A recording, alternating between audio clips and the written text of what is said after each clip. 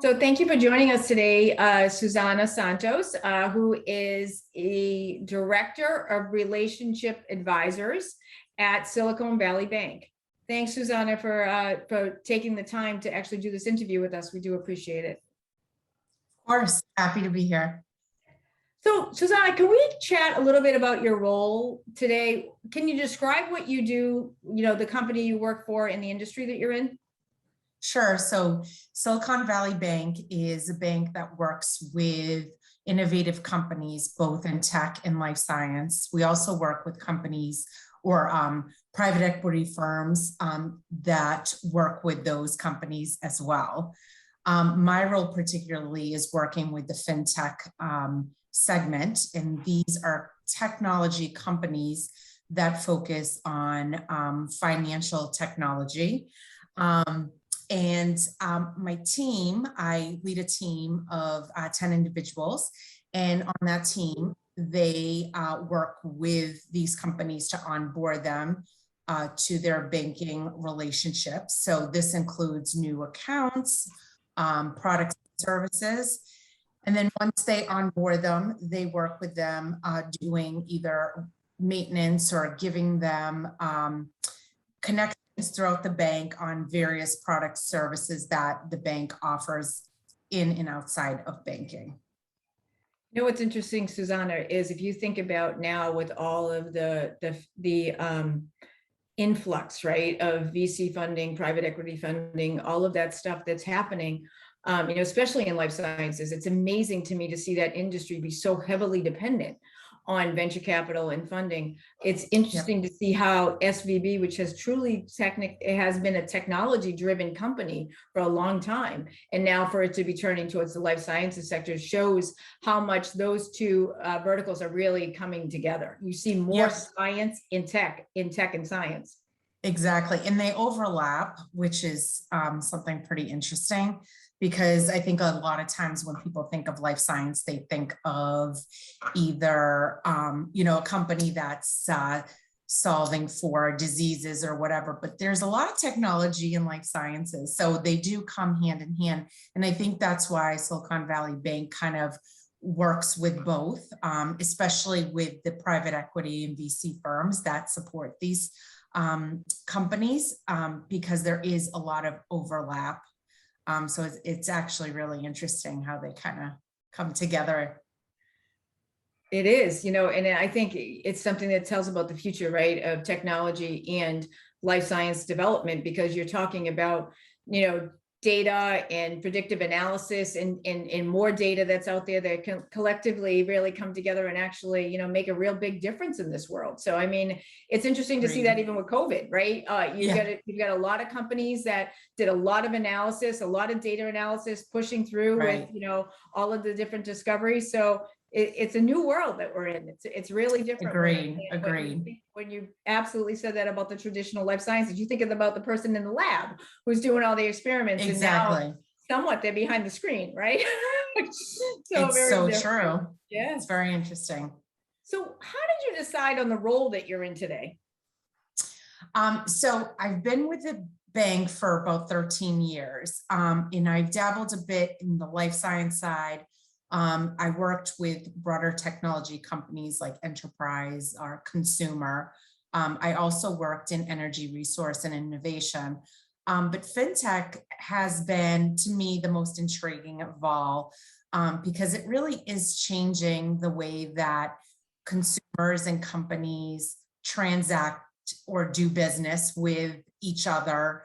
And then it also is changing the way the banking industry operates. And since I've been in the banking industry for a really long time, it's super interesting to me to see how these companies are changing the world, really.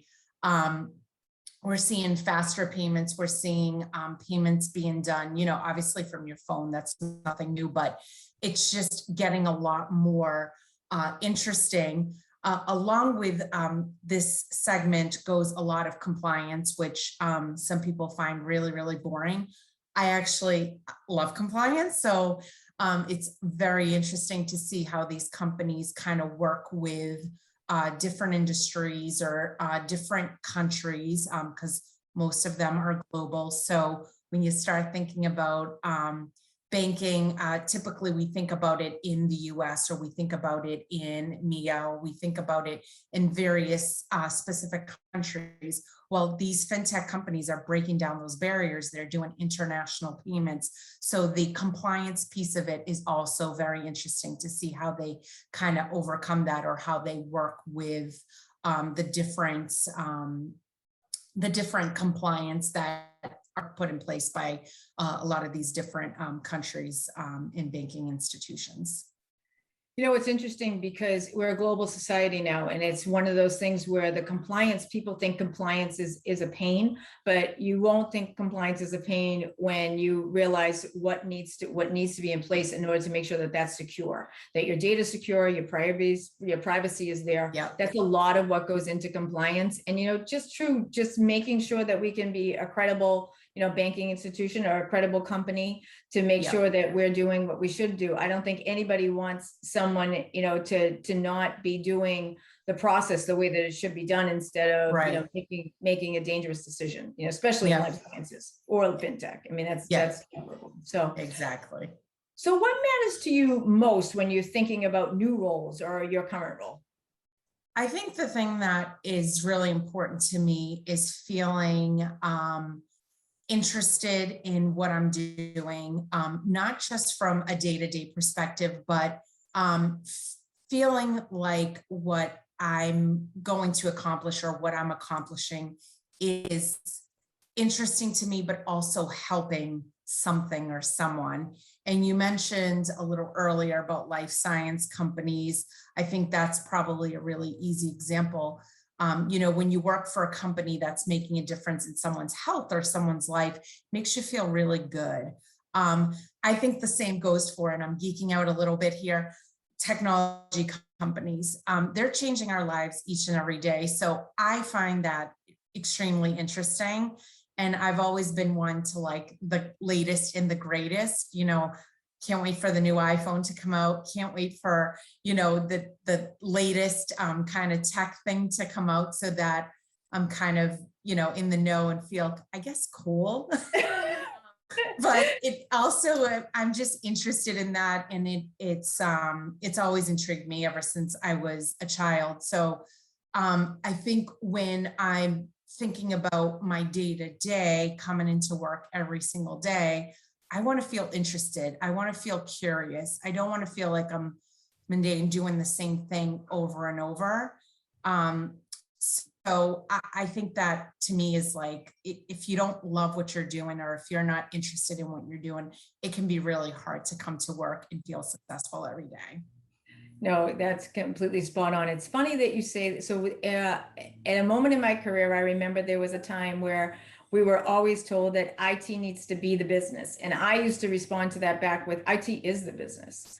And, you know, it is one of those things where you recognize the value, especially at SVB, of technology in all those verticals, because they're actually driving the business. They're actually the business, you know, in a lot of times they are the business. Like when we talk about technology at the forefront, you know, some of the stuff, especially from a fintech standpoint, is a platform. It is a technology. It is a driver. In life sciences now, you're seeing the same thing. It's a platform. It is a technology that's driving it. It's not the same as, you know, it being a quote unquote back office function at some point. Exactly. Yeah. Yep. That's a great point. So now every role has its challenges, but what do you enjoy most about your role? I think because, again, the segment I work in, fintech, is so new. I shouldn't say new. It's probably been 8 years in the making, but it's really exploded in the last couple of years. It's ever changing. There's a lot of things happening, and a lot of it has to do with innovation. So I really like to learn about what's changing, what's different, what's new, and as a financial institution, how can we support these clients to make sure they're staying competitive, in that they are able to roll out whatever they're rolling out in terms of their product. But also really interesting is in some ways our bank competes with some of our clients, which I find also super interesting because these clients are helping a lot of the same businesses either make payments or make payroll or whatever the case may be. So I like that aspect of it, trying to help our client also be successful in the same space we're in, but we're both winning at the same time, which is kind of cool. So finding those solutions to keep up with what these companies need in terms of making payments or receiving payments, but also going back to compliance, making sure that they're doing the right thing, they're getting the information that they need from their clients, and making sure that whatever type of product or service they're offering is in line with what the bank does and what obviously the banking industry does. But in some ways, we also kind of challenge that a bit. Not some of the compliance rules in place from the Federal Reserve or from some of the partners in our banking industry are many years old. They're not from this decade. So because things are changing, sometimes we have to challenge and say, well, that rule made a lot of sense in 1981, but today it really doesn't. So how can we not accommodate, but how can we change that? Or how can we find ways to make sure it works for the right manner and for also making sure that other companies or other financial institutions aren't doing the wrong thing. Yeah, no, it's a great point. I mean, I know dealing with the FDA, year after year after year, it's funny that, things change and we need to make sure that, we're in compliance, but at the same time, is the compliance applicable now? Because it's, like you said, it hasn't Right. changed in years. So trying to make sure that moves along quickly is definitely something where you have to do a balancing act, right? I mean, absolutely. Absolutely. It gets a lot of fun. It is a lot of fun. It's a puzzle. It's a puzzle. It sounds to me when you speak about things that you like a puzzle, and that you want to put the pieces together and you want the strategy to line up in the puzzle and be part of that. So that's really neat, So when you think about, the puzzles and everything that goes with it, what obstacles or puzzles have you overcome in your career? Oh, geez, many. I think going back to my early days, I started in banking in high school. I was a teller. I think many banking folks kind of start from the beginning, which is a great place to start. But thinking back to that time, I'm a first generation American. My parents immigrated. And so not really having that guidance in terms of what I want to do with my life, how am I going to get a job, what career path I'm going to take, didn't really have that guidance from my parents. All they ever said was, work hard, go to college, and you'll find a great job. Sounds really easy, right? But it's not that easy, as most seasoned know. You really have to find your path in conjunction with not just your education and your skill set, but your passion. And I think in the beginning, I thought a lot about, or I thought success as how much money you make, or what your title is. And many, many years later, I come to find out it's not really about that. It's about enjoying what you do, feeling accomplished, and feeling like you're contributing in some way. So again, overcoming the obstacle of not really having that guidance. I think one of the things that really helped me kind of find my path was having really great mentors throughout my life. And, they changed over time. And, looking back to my 16, 17-year-old self, I may not have had the best mentors, or maybe they wouldn't be the right mentors today. But at that time, they were really great mentors and really helped me find my path or my passion and my desire in terms of what I want to do in my career. Susanna, that's really good perspective. Now, how did you get into management instead of being actually a player?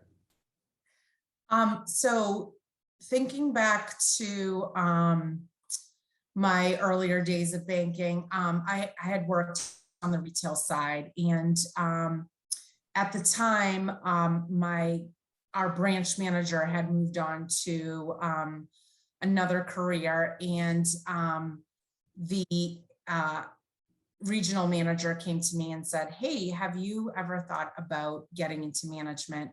I know that a lot of the employees at this branch really look up to you, and you're really good at training, and you have, you know, a great way of kind of leading people to work harder, but you know, you kind of kept the glue here while you know, the branch manager left." So I actually joined a management training program, and it was a 16-week intense program where we would go into our corporate offices, and at the time it was Citizens Bank, and we would learn and kind of train on anything and everything about management, how to have challenging conversations, how to think about expenses, how to you know, find the best in your people, how to keep people happy, how to encourage people to try other things. It was a really great program. And coming out of that program, I really felt like I had found my calling, because I really enjoy working with people. I have a lot of fun when I, you know, talk to people about their career paths and talk to people about their what they want to do in life and things like that. So I thought, oh, I can definitely apply that to my current role as an individual contributor and use it in the career and banking context. And within 6 months, I was promoted to assistant branch manager, and then a year later, I started managing my own branch. And I really felt like this is what I really enjoy doing. And over the years, it's been something that, again, I find really fulfilled to see other folks that either I've mentored or have been on my team move on to bigger and better things. And I always like to say to people, even those that are you know, really you know they're going to go far, I always love to say to them, one day you're going to be my boss, and I can't wait for that. Because I really find that to me, it's fulfilling to be able to coach and mentor people. It really is. I find that to be the best part of my career. It's funny when I think about the title. People, you know, always say, well, you know, the title, and, you know, they wanted to get to the next ring. And I've had the title multiple times, right? And it's not what I loved. It was what I loved Yeah, was those moments of leaning in and trying to help somebody and mentoring them in their career. And honestly, those that mentored me, you know, those right, that, you know, had that moment, and I thought, wow, I got to remember this, because this is what is going to make or break me as a leader, is being able right, to pass this on to somebody else. You know, I think a lot of women especially feel in roles threatened by, you know, competition, you know, and getting to the next ring and really doing that. And I think that the way that I had gotten there has been truly based on just being myself and leading and mm-hmm, trying to instill in others, you know, what, you know, I could do to help them with their career, whether it was, you know, hey, I just need to have a conversation about bringing up something that's really not going to go over well, you know, it's okay, all right, let's break that down, you know, like you said, you know, that training course that you took is one of those things that defines you as, you know, a leader, that helps you to pass that on to somebody else, you know, and that's what it really is all right, about, is just paying it forward, exactly. you know. So when you think about your title now in your industry, Do you feel like the experience in your industry with your title is different than other industries? So, for instance, sometimes like the role of, a technology in one company versus that is technical, right? The technology company versus somebody that's using the technology is different. How do you feel about your role in your organization? I think that, so we try to emulate what our titles with the clients that we serve. Oh. So they truly understand like what my role is versus somebody who's, I don't know, doing loans for them. So it's helpful for them to understand, okay, this individual, as a director leads a team, has a role in, whatever the case may be. So we really try to make it simple for our clients to understand like who does what. I think my title itself is probably, it's a little bit interesting because when I speak to someone who's working at what I would call a traditional bank, they're like, hey, what do you do? I'm like, I'm a director, I explain, and they say, oh, I'm a VP or I'm a senior VP or whatever the case may be. And it's so different because we don't really traditionally use those titles like they do in traditional banks, because again, the clients that we serve, we want them to really understand how they would work with us, because our goal is, or the way that we kind of envision ourselves and our clients, also agree with this, is that we're partners to them. We're not a service provider. So when you think about your bank, you think, okay, my bank is Citizens, that's a service provider. That's somebody that does something for me, that's where I pay my bills, that's where I get my direct deposit, et cetera. Our clients see us more as partners because we have a lot of relationships throughout our ecosystem. We have a lot of knowledge into their industry, or we have the relationships with their VCs or private equity firms. So it's, to them, they view us more as another company that works with them, in tandem with them, to achieve their goal of being a successful company, versus just somebody who they go to have their bills paid, or Right. who's going to help them with their payroll.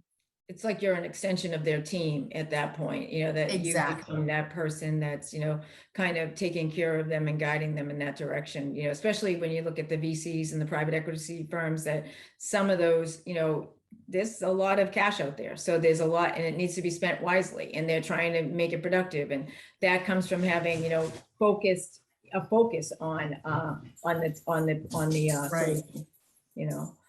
Exactly. So Yep. what would you tell your younger self? Oh, geez, we have a really long conversation first of all.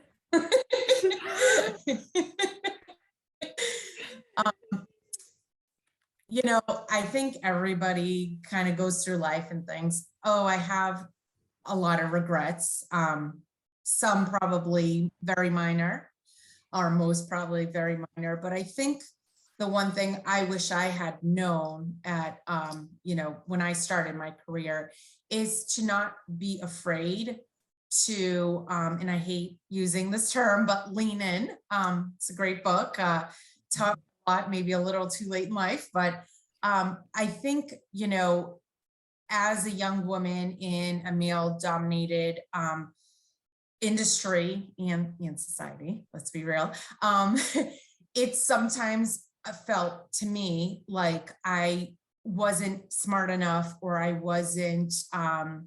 didn't deserve to be heard, or maybe it wasn't my place to say what I thought. When in reality, I would also be that same person that whoever, whether it be male or female in a larger role, would come to and say, what do you think? I really need to understand this better. And I would say, oh, here's A, B, C, D, E, F, G. Here's everything you need to know. It took me a really long time to realize, well, wait a minute.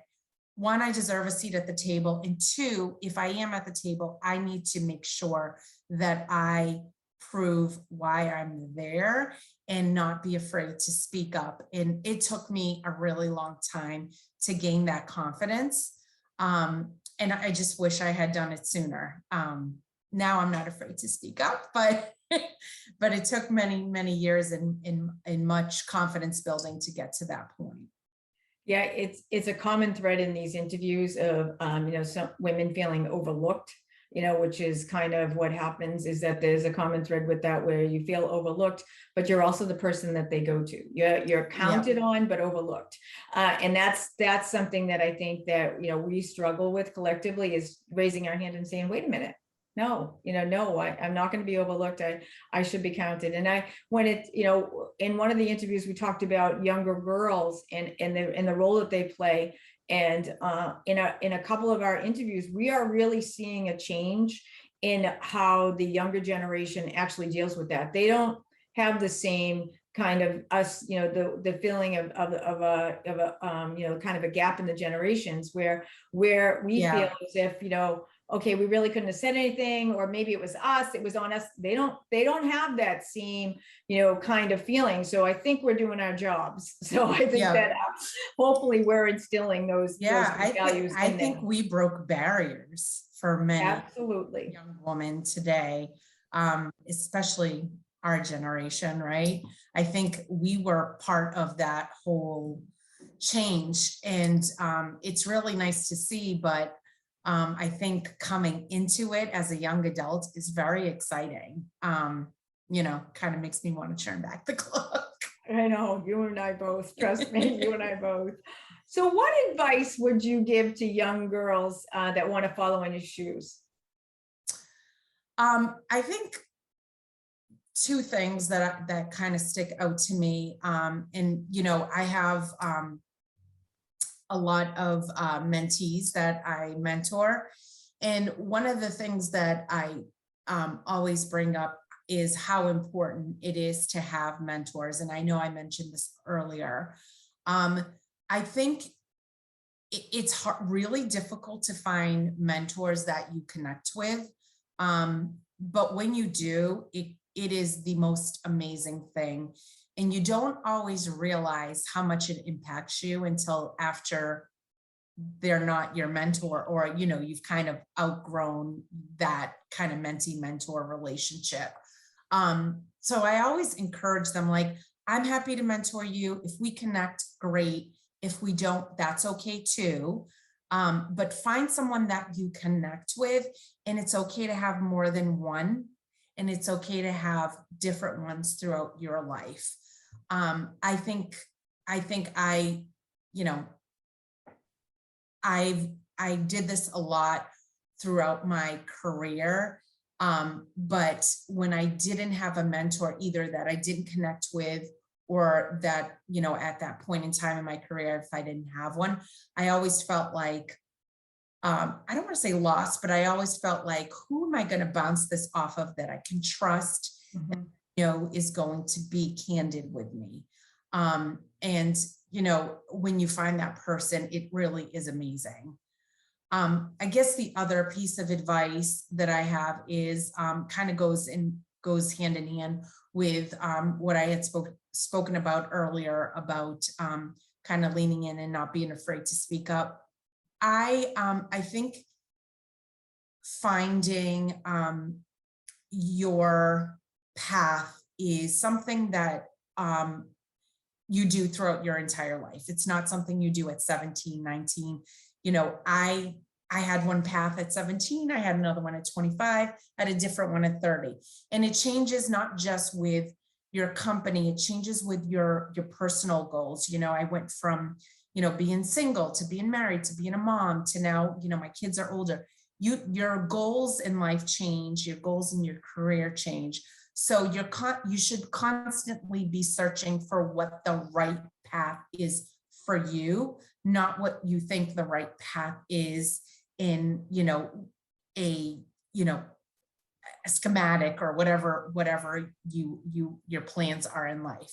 And I think most of the successful people that I know have said to me, oh, I went to law school, but now I'm doing this, or I really wanted to go to medical school. I couldn't get in. Now I'm doing this, which I can't even believe I wanted to go to medical school. So I hear that a lot. And I think I found out a little later in life that it's okay to have your personal and your career goals shift throughout your life. It's going to be okay at the end of the day, as long as you feel fulfilled and you feel like you're accomplishing something, you're going to be successful, whether it's, you know, a director at a bank, or it's a you know, a school teacher or a scientist or whatever the case may be. As long as you feel like that's you know, getting you up in the morning and making you feel like you accomplished something at the end of the day, that's the right path for you. It is. And, you know, we see the common thread with women beating ourselves up for change, right? It's one of those things where we look at change as failure, and it's not.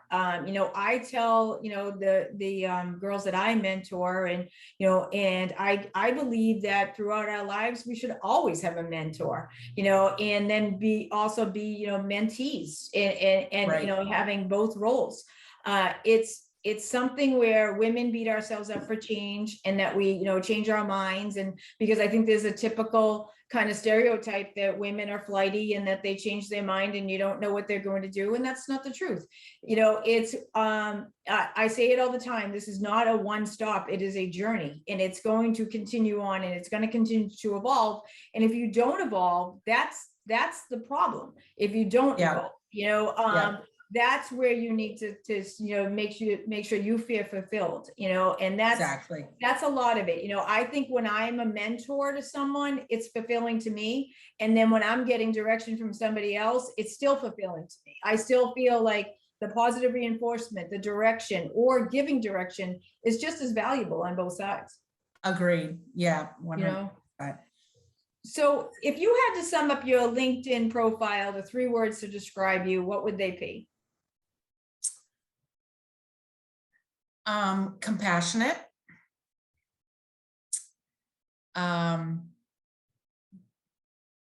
candid, adventurous. Thanks, Susana, for being here today. We appreciate you being on Her Incredible Mind. We love you shared your journey, and we wish you the best of luck in the future.